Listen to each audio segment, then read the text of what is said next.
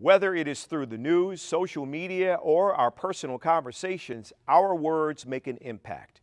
They can disenfranchise and negatively stereotype people living with mental health and substance use disorders, or they can normalize these disorders, providing hope and resources. The challenge is, how do we get the positive to permeate society? Thankfully, there are incredibly smart and dedicated minds who are working to influence the style and way we approach media. Our next moderator is a product of one of these programs. Christine Herman is a 2018-2019 Rosalind Carter Mental Health Journalism Fellow, a program that was founded on one essential premise: give journalists the resources they need to report on mental health. Christine applied those skills as a reporter at WILL Illinois Public Media and will be taking those lessons to her new role as managing editor of Side Effects Public Media based at WFYI. She is the future of this industry, and I'm very happy to have her moderate our final discussion. Christine, thank you so much for being here today. Thanks so much, Jim. I have such great respect for the work that the Kennedy Forum and the message that we're spreading here through this conference, so I'm really happy to be here today. So a little bit about myself. I was personally drawn to mental health reporting after I got connected with some families that were just dealing with some really hard stuff, trying to get their children help for serious mental health conditions that they had. And it all kind of snowballed from there. I learned about the lack of mental health resources in most communities, shortages of providers, issues getting insurers to pay for mental health treatment that was very much needed. And all these things that cause so much unnecessary suffering. And the more I learned, the more I just thought there has got to be a better way. And what would that look like? And how can I, as a journalist, contribute to this important work? So I'm really happy to be here and to be a part of this conversation. And as Jim mentioned, I'm here today with an impressive panel of experts who are working to incorporate so much of what we have heard throughout this conference into journalism. And while this topic is not new, we are seeing the increased need for the work that they are doing. Our first panelist is Dr. Stephen Adelsheim. Stephen is a clinical professor and associate chair for community engagement at Stanford's Department of Psychiatry, where he directs the Center for Youth Mental Health and Wellbeing. Steve also works in youth suicide prevention, tribal mental health, policy, integrated care, and telehealth. He previously spent many years leading school mental health efforts for the state of New Mexico and also served as the state's psychiatric medical director. Our second panelist is Scott Mccloud. Scott and his wife, Susan Hack, are co-founders of the Sophie Fund. That's a nonprofit organization advocating for youth mental health initiatives in Ithaca. The Sophie Fund was established in memory of their daughter, Sophie, a Cornell University student who died by suicide in 2016. Before his work in mental health, Scott was a correspondent and bureau chief for 25 years for Time, based in Cairo, Johannesburg, Paris, and New York. And our third panelist is John Danieszewski. He's the vice president and editor-at-large for Standards of the Associated Press. He's a former foreign correspondent who has reported from Europe, the Middle East, Africa, and Asia for the AP and the Los Angeles Times. John is a member of the board of the Pulitzer Prize and an advocate for the safety of journalists. Thank you all for being here today as we discuss journalism and mental health. So Stephen, I want to start with you. It's no surprise that those of us in journalism and those in mental health have been discussing for years the impact that words have on our perceptions. And in fact, at the APA's 2018 annual meeting in New York, you helped organize an informal roundtable of reporters and editors from major media and entertainment outlets and with psychiatrists and some of the nation's leading suicide prevention organizations. Can you tell us about what prompted you to do that? Absolutely, Christine. It's great to be here and thank you. You know, like as you mentioned, I'm a child psychiatrist by training, and I spent many years before I came to Stanford working in New Mexico and was the director of school mental health programs there in the state. And in working with schools, was very involved often in dealing with, at times, crisis situations. And in that role, often became involved in responses to youth suicides when schools were trying to figure out how to do postvention and respond. And And as I became more involved in that work, some communities in different parts of the state would call on me as part of a state team to help them respond when there was more than one young person dying by suicide. And so I started learning painfully about this whole notion of contagion and youth suicide clusters and the increasing risk after one young person dies by suicide of other young people, maybe following up in response. And then through the work of Maddie Gould and other people, learned about the fact that the media plays a pretty important role in risk for contagion. And the fact that 5% of youth suicides are contagion and cluster related. As I then started chairing our child fatality review for the state and got more involved in this issue, it became very clear that at times the media issues were huge. And I found myself at times in small rural communities begging reporters for the Albuquerque Journal not to put the picture on the front page of the paper. Please don't put that memorial on the cover story. Don't make this the Sunday paper headline, please. And I didn't feel like many of the people in media understood their power in terms of the potential life and death, frankly, of many young people. And so it became important to me to get more involved in that work. And then I moved to Palo Alto at Stanford, which the year after I moved there with my family had its second cluster of youth suicides. And once again was involved in a community that had already been traumatized in looking at how to address this issue and continued to be involved in this work. And in fact, Palo Alto brought in the Center for Disease Control to look at the articles written about the suicides in the community and looked at them compared to what have been very clear standards about what not to say and what to say in writing about youth suicide, and found that on average, in all the articles that were written, generally the articles had 4 things you should not do per article and less than 1 of what you should do per article. And so there was a sense that even though there were guidelines, they weren't being followed. And that led to conversations with some of our national leaders from youth suicide prevention, who actually ultimately led me to Scott. And Scott shared with me his concerns about this issue and his vision. And ultimately then, through the kindness of all of these youth suicide prevention programs and people like John and Scott and other journalists, we were able to come together and I was able to at least be a part of a conversation that had been happening, but through our American Psychiatric Association, we were able to become a partner as well. Yeah. Well, I definitely want to get into a discussion about guidelines and best practices for avoiding contagion. But before we do that, Scott, let's go to you next. You come to this work from a variety of different perspectives as a former journalist, former professor, and now as the head of a nonprofit mental health organization. So can you tell us about what interests and concerns you have regarding the intersection of journalism and mental health? Yeah, we started the Sophie Fund, and we remain very focused on supporting youth mental health in a community of Ithaca, New York, which includes the universities there. But getting into this work as a non-expert in mental health, we really became very aware of how much work needs to be done, in the nation generally around mental health and suicide. On a personal level, we knew about Sophie's mental health issues, but we regret that we didn't have a deeper understanding about mental health and suicide. We were surprised to learn about the relatively mediocre level of care that she received during her mental health issues, and to the point that she gave up talk therapy and was self-medicating.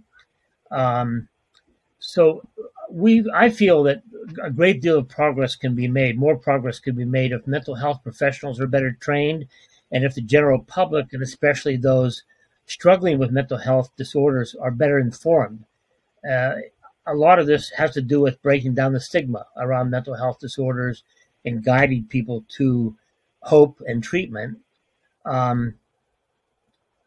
I think that's where the media can come in. I think whether it's the news media, the entertainment industry, or the social media platforms and users, I think a lot can be done. I'm certain that the media can do a much better job and will do so if content providers in those three areas are given the tools.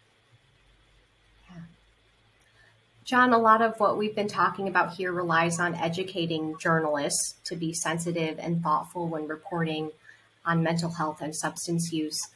So I understand the Associated Press also publishes standards that journalists use when reporting. Can you talk about how the AP works to bring ethical and sensitive approaches to this work? Sure. And, I have a lot of appreciation for Scott and Stephen, who both have helped educate me personally about this issue, and I think ultimately helped to influence the AP standards around reporting on suicide and mental health. So the AP, as you probably know, is a 175-year-old not-for-profit news cooperative formed by basically the U.S. newspaper industry.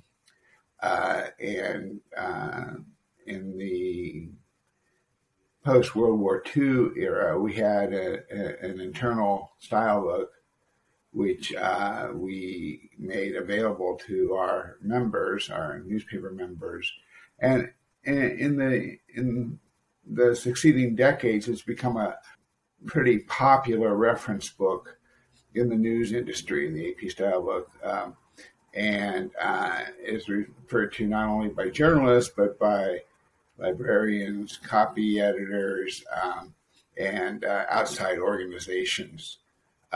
So we have a style book committee within the AP that reviews certain issues and language questions that come up. And one of our focuses in recent years has been about reporting suicide and reporting about mental illness and giving our journalists guidelines.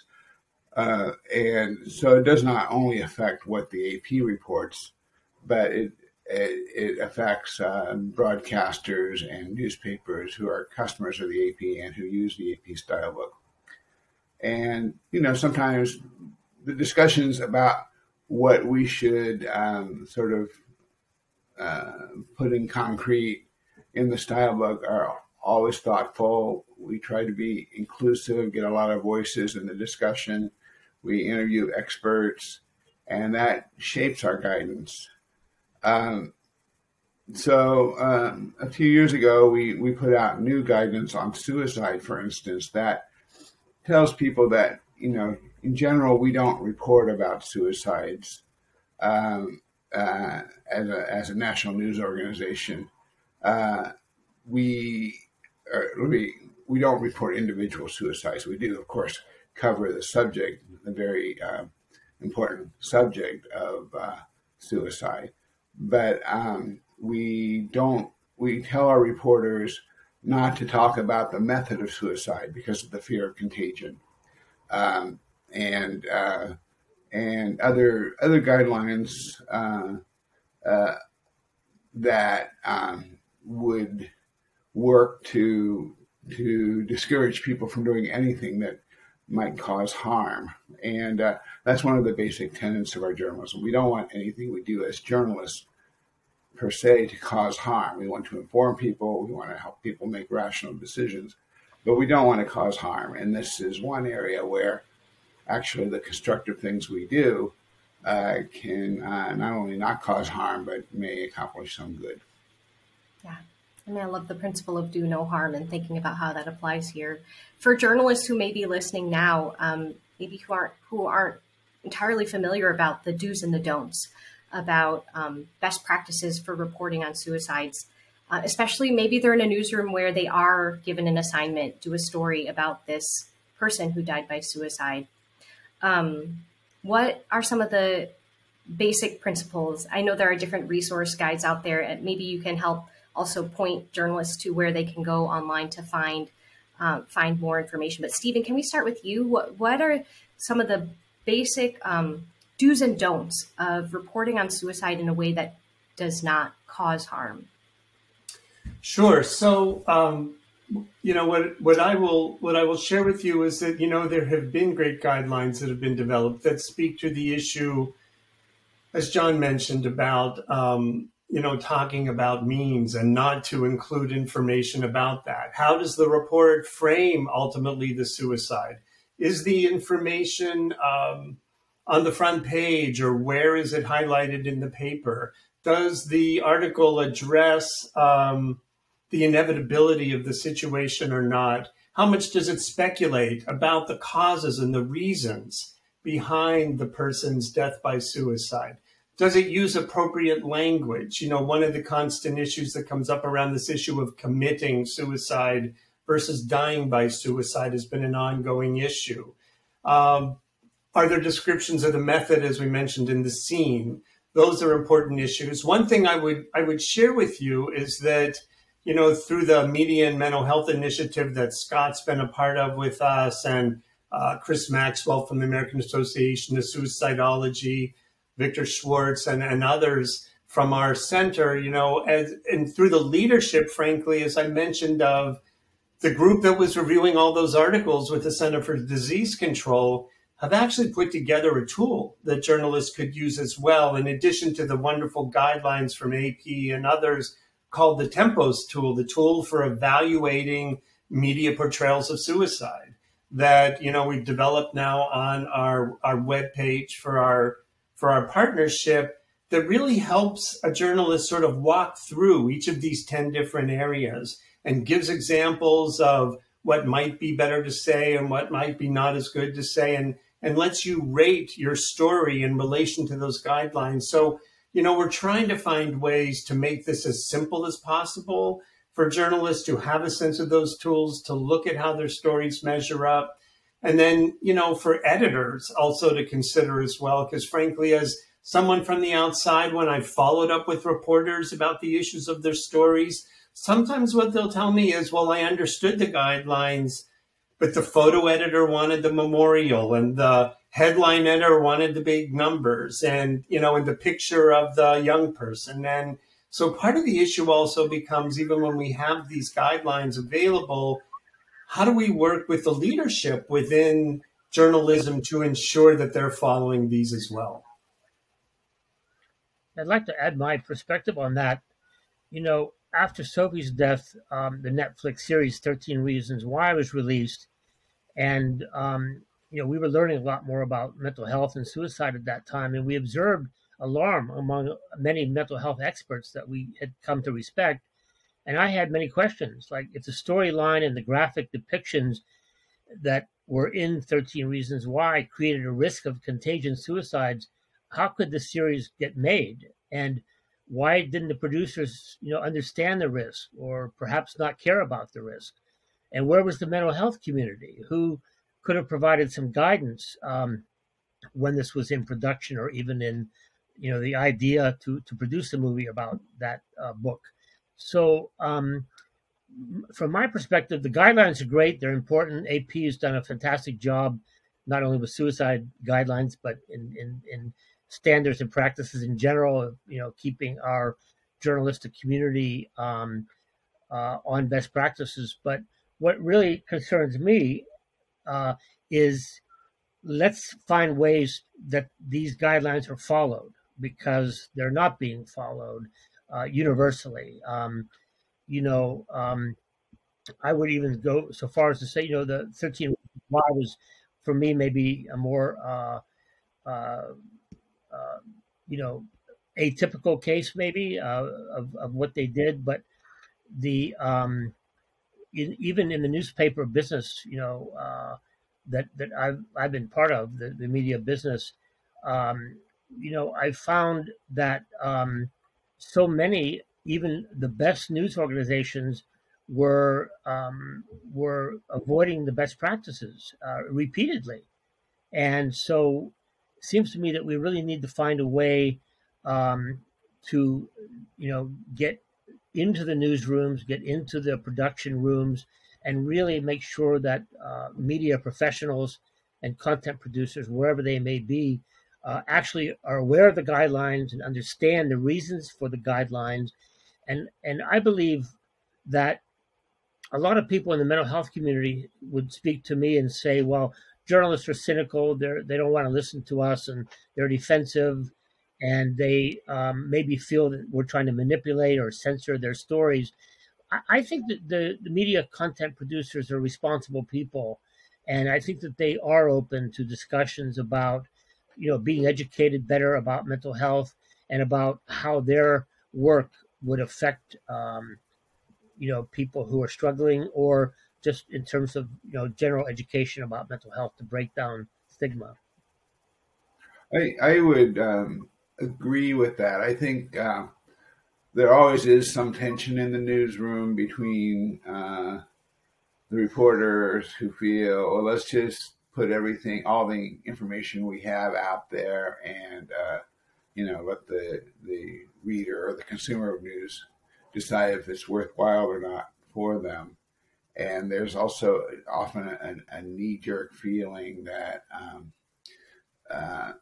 we should disclose everything we know about certain cases. But I usually answer those journalists just with a reminder that we often do withhold some details in our reporting if we feel that they could be harmful. We don't disclose in times of war. We don't disclose troop locations or deployments.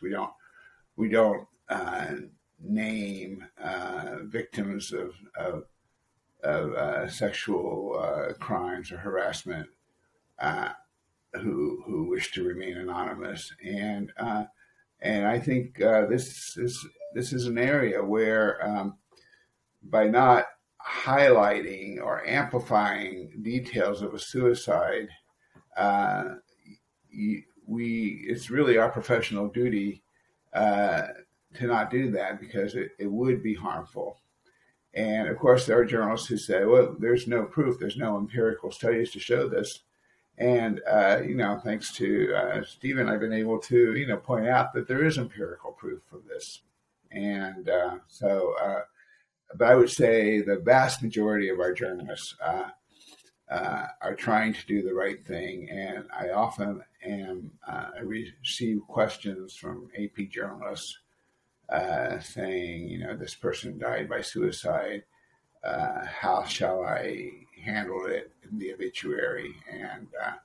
And those kind of case by case questions come up all the time, because they're actually looking at our style guidance and then trying to do the right thing. I would add, Christine, that there's a natural conflict here that's very understandable, not to fault the media. We journalists are taught, go get the story, get the details, get the texture, and it's the details and the texture that are going to make a good yarn. And we want to, it's not so much entertaining readers, but hooking them on a good story.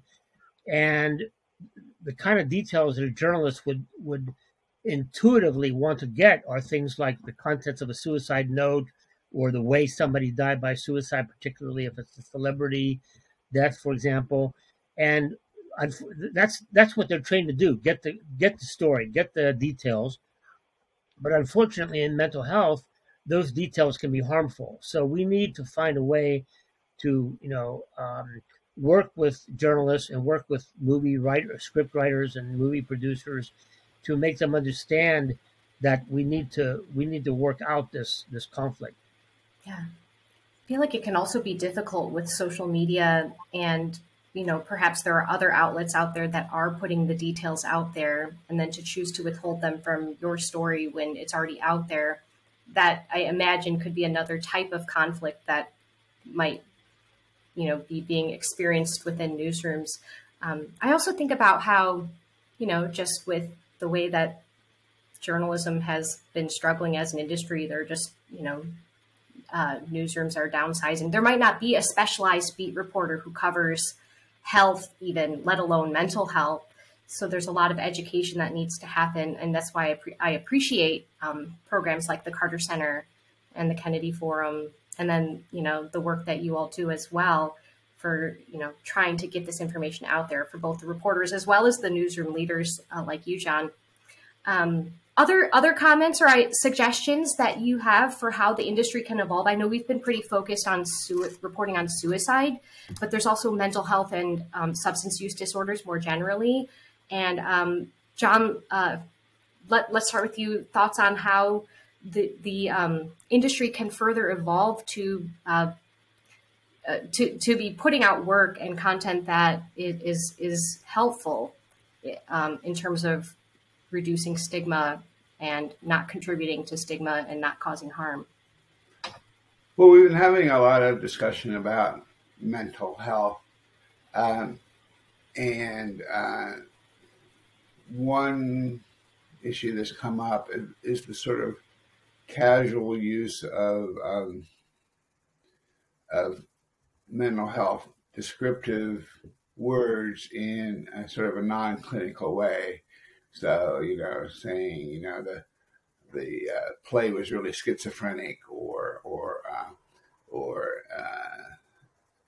that the person was deranged. We were telling our journalists not to throw around terms like that in their reporting and to show some sensitivity. We also encourage them to use people first language. So instead of saying this person is a schizophrenic, you might say the person has a schizophrenic disorder or something like that, pointing out that the disorder is not what defines the person. So we want to use that people first language. And we also are very conscious that police authorities sometimes throw around mental health terms, or neighbors will attach a mental health label to someone who's not really qualified to diagnose that. So we say, don't use those kind of descriptors unless there's actually some corroborating evidence for the facts of the matter. So the style book has sort of evolved from being sort of a dictionary of words and terms into it has a lot of sections that are more discussions about the topic. So in the case of suicide, or in the case of mental health, we have a sort of a chapter to tell journalists, these are factors you should consider when reporting on these topics. And we've also become much more liberal about encouraging our journalists to attach editor's notes to stories about suicide or domestic violence or addiction, telling people what resources exist, where if they are suffering similar problems as are described in the story, where they can reach for help. Yeah. Stephen, anything you'd add to that? Sure. Locally, this has been a big issue in, the Palo Alto community and in Silicon Valley as a response to the issues here. And, one great example of a positive response to this effort has actually been the local Palo Alto weekly newspaper. And the person who was their primary health and schools reporter for many years, Elena Combini, did a real transformation in her reporting over a period of years, and their editorial staff as well. They developed a clearly written policy about how to cover articles related to suicide and mental health, and they followed it, for one. And as new reporters came in, they were trained in the policy that was there within the context of the paper.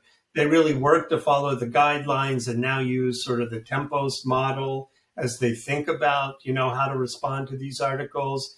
And as John was mentioning, developing resource pages that are consistently updated and in partnership with mental health professionals, are able to link people to positive resources in the community. The editor's note that he mentioned became a important piece. And then also, you know, for these local online forums, really monitoring well the comments that come up at the end of stories and ensuring that they were safe and appropriate as well. So some of those things have been very important. They also reached out actually to our high school communities and our young people. They interviewed them and also really focused on highlighting, you know, stories about positive responses, people handling struggles well, you know, what's called the Papageno effect, in terms of this idea that if you can highlight people finding hope and recovery and success and highlighting those stories as well, it can decrease suicide risk. And that not only has happened in this community, but even the high school newspapers started putting in regular stories of students, of teachers, of staff, of administration, and others in the community, highlighting people facing challenges in a really positive way. So I think there are lots of ways to destigmatize mental health issues by talking about the challenges we all face, because mental health issues pervade all of our families, whether we talk about it or not.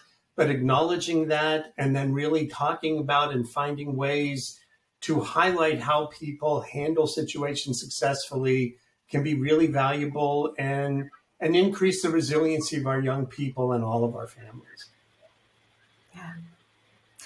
I'd like to echo what Stephen said. I think we've been talking a lot about guidelines and all the don'ts, but I think that one of the really important things for me is to encourage media to tell more positive stories about mental health and even suicide, to break down the stigma, to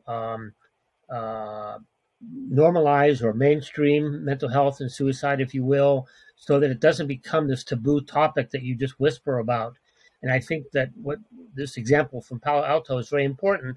I think if the media were regularly talking about mental health heroes, mental health success stories, how people have overcome addiction to lead successful lives, I think all of these things, you know, contribute to a better education for the public. And, you know, in my experience, a lot of practitioners need more education and breaking down the stigma that they even have in terms of mental health practitioners. And so in Ithaca, you know, this is a very small mom and pop operation, our Sophie Fund, but we've created a website with accompanying social media platforms really to do sort of community journalism around the mental health issues in the community. Some of the local newspapers, well, they're very small and tiny and online now, but they do some good coverage on some of the issues, but they don't have the staff, as you mentioned, Christine, to really, you know, cover it extensively, and they don't have reporters necessarily dedicated to health or mental health. So the Sophie Fund website has become a kind of community newspaper, and we're writing a lot about student mental health. We've been doing an Instagram campaign this month on sexual assault on college campuses. This is the so-called red zone period where sexual assaults are more common and likely to occur on college campuses.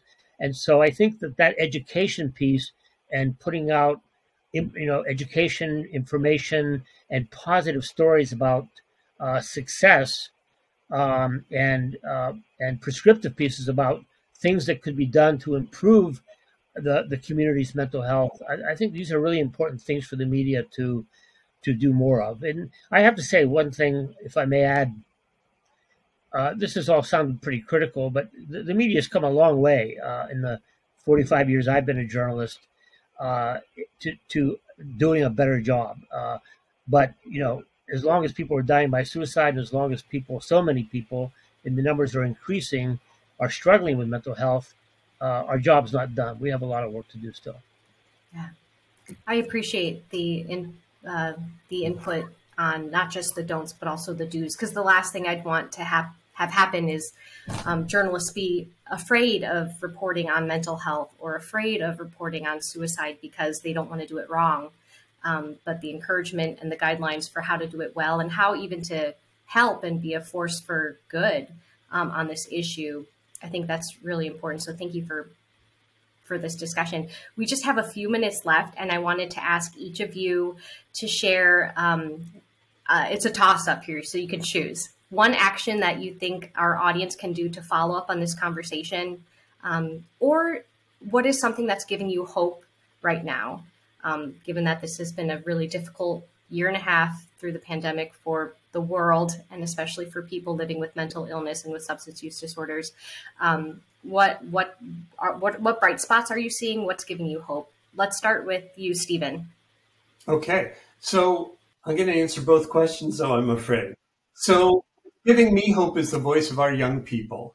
And as we're seeing the resiliency of our youth in our community and around the country in response to the many challenges that they've faced, we're seeing lots of reasons to hope. And, you know, within our community, our young people have actually gotten very involved in this issue. They've started a website and Instagram page around having a good relationship with social media called Good for Media, have been involved in reaching out to journalists when they see things not being done in an appropriate way and helping them correct it online. So the voice of our young people and following their wisdom, I think, is a really important piece for us. And I would just also add that if we can be of support, as I mentioned, Scott and other colleagues, Victor Schwartz, Chris Maxwell, our wonderful social media leader, Vicki Harrison, you know, we're working now in partnership with many on this media and mental health initiative out of our department. And I think if we can be of support or consultation, we really want to be able to help kind of lift up this vision of collaboration around journalistic media, social media, and entertainment as well. So consider us a resource, hopefully, in the future. Thank you, Stephen. John, one action item or something that's giving you hope, or both? Well, I think there is a growing awareness. I mean, you know, we saw because of some of the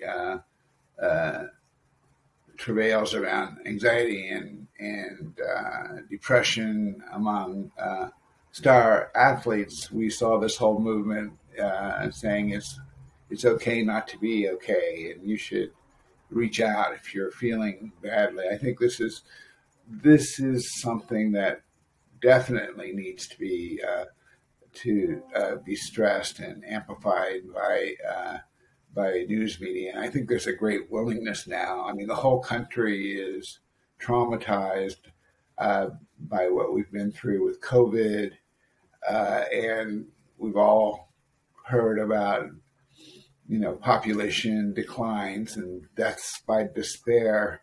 And I think there's a growing awareness across society that this is a problem that's not really at the margins of our society, but it really strikes at the heart of it. So I'm very happy that the news media, in civil society and in government, and as Stephen said, among young people, there's a gathering awareness that this is really job one, to take care of ourselves. Scott? I would say that you know, I'm really grateful to Stanford University and Steve and his team there for creating this initiative to engage the media, to provide resources and education and so forth. And I think it has a lot of promise. I would just add, though, that, you know, we can't create a website with a guideline and expect that it's going to change the world. I think that we really need to have a robust engagement and conversation with all these media platforms. Social media, which we haven't talked much about, you know, is a huge area for engagement and change. But I would urge folks who are a part of this conference to think about how they can be proactive in engaging the media in their locations, whether they are mental health organizations, mental health or healthcare practitioners, or just, you know, mental health advocates, individuals, to pay attention to what the media is doing, to encourage their local, you know, form relationships with their local editors and journalists who cover health, try to point them to good news, positive stories that they could cover, to educate the public. We're very involved in Ithaca in trying to bring the zero suicide model in healthcare to that community. And this is a fantastic model for preventing suicide. And it's available to be implemented nationally, but very few journalists have written stories about it. So, articles about what great work that specialists are doing and researchers to advance knowledge about mental health disorders and suicide and treatments for them. I think these are really important stories that would also help to break down, confusion, misunderstanding, misconceptions, and stigma. I'll just do a little bit of practicing what we've been talking about today and just say that the National Suicide Prevention Lifeline, if you or someone you know is struggling, is 1-800-273-8255.